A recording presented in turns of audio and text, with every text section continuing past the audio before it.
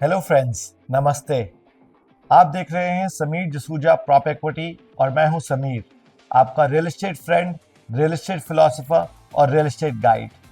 India का और शायद वर्ल्ड का ये हॉटेस्ट रियल एस्टेट टॉपिक है कि गुड़गांव में जो 2.5 साल में हुआ है प्राइसेस को लेके, वो कभी नहीं हुआ। गुड़गांव में पिछले 2.5 सालों से यानी कि कोविड के बाद प्राइसेस 100% से कई जगह 300% तक ऊपर जा चुकी हैं। क्योंकि मैं इंडिया की largest real estate data analytics run करता हूं और मैं रियल एस्टेट में पिछले 25 सालों से हूं, एक तो मैंने ये कभी नहीं देखा। और मैं जहां पे भी ट्रैवल करता हूं, चाहे वो देश हो या विदेश हो, मेरी शक्ल देख के लोग एक ही क्वेश्चन पूछते हैं कि क्या हो रहा है गुड़गांव में, ये आग क्यों लगी हुई है और क्या अब प्राइसेस क्रैश करेंगी, क्या गुड़गांव क्रैश होने वाला है, क्या ये बबल है। और बहुत सारे इन्वेस्टर्स और एंड यूजर्स जो आज तक इन्वेस्ट नहीं कर पाए हैं, वो बहुत कंफ्यूज्ड हैं और उनको फोमो भी हो रहा है, यानी कि फियर ऑफ मिसिंग आउट, कि क्या वो ये बस मिस कर चुके हैं या अभी भी राइट टाइम है इन्वेस्ट करने का और बस में घुस जाने का। ये इसलिए भी बहुत ज़्यादा हो रहा है क्योंकि जो भी प्रोजेक्ट आज की डेट में लॉन्च हो रहा है, और ये पिछले 2.5 साल से हो रहा है, कि वो प्रोजेक्ट जो लॉन्च होता है, चाहे वो 300 यूनिट का हो या 1000 यूनिट का हो, चाहे वो 800 करोड़ का प्रोजेक्ट हो या 8000 करोड़ का प्रोजेक्ट हो, वो ओवरनाइट बिक जाता है। 2-3 दिनों के अंदर पूरा प्रोजेक्ट बिक जाता है।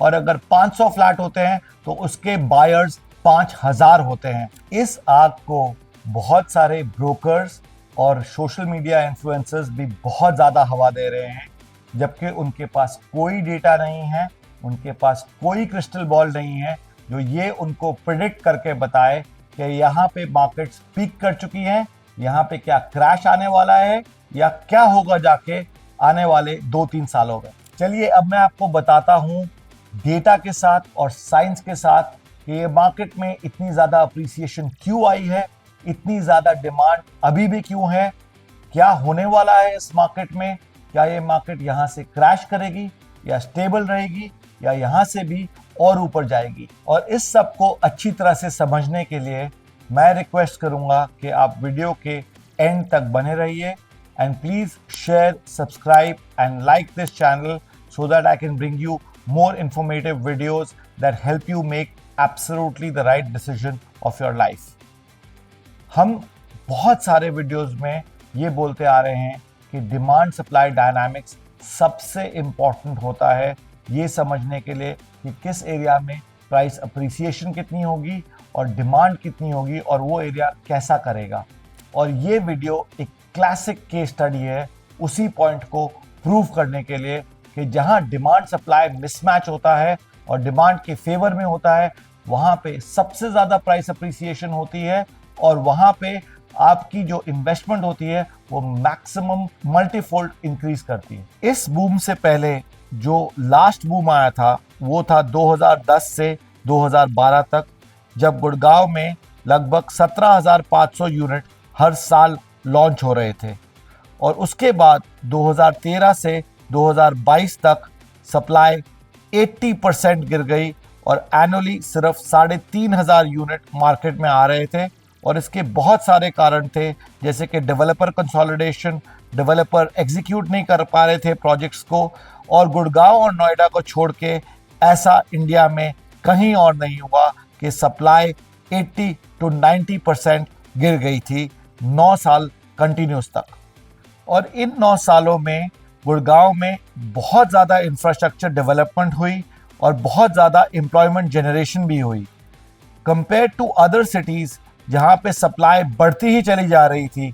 जैसे कि आप हैदराबाद का एग्जाम्पल ले, जहाँ पे पॉपुलेशन एनसीआर के कंपेयर टू 1/3 है, वहाँ पे 16,000 यूनिट्स की सप्लाई थी 2010 से 2012 तक, और वो जाके डबल हो गई 35,000 यूनिट्स एवरेज पे 2013 से 2022 तक। और ये हाल ऑलमोस्ट हर सिटी में हुआ कि सप्लाई उन सिटीज़ में बढ़ती चली गई जबकि एनसीआर में वो घटती चली गई, जबकि पॉपुलेशन एनसीआर की उन सिटीज़ के कंपेयर टू डबल या ट्रिपल थी और एम्प्लॉयमेंट जनरेशन और इंफ्रास्ट्रक्चर डेवलपमेंट भी बहुत ज़्यादा अच्छी थी। ये सब मेन रीजंस हैं जिसकी वजह से आज गुड़गांव में प्राइसेस 10,000 रुपये फुट से 20 से 25,000 रुपये फुट हो चुकी हैं और एक एवरेज अपार्टमेंट जो लॉन्च हो रहा है वो 5 से 7 करोड़ तक हो रहा है। अब देखते हैं कि पिछले एक साल में क्या हुआ है। पिछले एक साल में सप्लाई जो 3,500 यूनिट सालाना आती थी पिछले 9 सालों में, पिछले साल में 13,000 यूनिट आई है और इस साल में 20,000 यूनिट तक आने की संभावना है। यानी कि सप्लाई 300% से बढ़ चुकी है compare to the previous 9 years. So अगर गुड़गांव में एवरेज 20,000 से 25,000 यूनिट आने वाले 3 साल में हर साल आते हैं तो हम अपने पुरानी पीक पे पहुंच जाएंगे वापस और गुड़गांव उस सप्लाई को कंफर्टेबली अब्जॉर्ब कर पाएगा। बट क्योंकि प्राइसेस ऑलरेडी 20 से 25,000 रुपये हो चुकी हैं, अपार्टमेंट्स 6 से 7 करोड़ के हो चुके हैं, तो प्राइस अप्रिसिएशन इस रेट पे नहीं आने वाली जो पिछले 2-2.5 साल में हुई थी। बट क्या यहाँ से प्राइसेस गिर जाएंगी? वो बिल्कुल नहीं होगा, क्योंकि ये सिटी बहुत सप्लाई स्टाफ थी और 20 से 25,000 यूनिट गुड़गांव इजीली अब्सॉर्ब कर सकती है। इतनी सेल्स किसी भी टाइम पे गुड़गांव में हो सकती हैं, इवन 5 से 6 करोड़ के बीच में। बट अगर सप्लाई इससे भी ज्यादा बढ़ जाती है तो फिर प्रॉब्लम आ सकती है। चलिए अब चलते हैं और समझते हैं कि आने वाले टाइम में क्या होने वाला है। क्योंकि गुड़गांव में सप्लाई पिछले साल 3,000 से 13,000 यूनिट हो गई थी और इस साल 20,000 यूनिट की होने की संभावना है और आने वाले 2-3 सालों में अगर सप्लाई 20 से 25,000 यूनिट रहेगी तो प्राइस ड्रॉप तो बिल्कुल भी नहीं आएगा, स्लो प्राइस अप्रिसिएशन होती रहेगी। आई होप इस वीडियो से आपको क्लियरली समझ में आ गया होगा डिमांड सप्लाई डायनामिक्स जानने की इंपॉर्टेंस और वो कैसे प्राइस अप्रिसिएशन को इम्पैक्ट करता है। हम टायरलेसली पिछले 16 सालों से यही ट्रैक करते आ रहे हैं in over 44 cities with over 500 employees. So अगर आपको किसी भी सिटी का फ्यूचर समझना है कि क्या उस सिटी में प्राइसेस बढ़ेंगी या गिरेंगी या स्टैग्नेंट रहेंगी, तो प्लीज आप हमें www.propequity.in पे लिखिए और हम आपको वो सारी क्लैरिटी दे देंगे जो आपको चाहिए। This is Sameer signing off.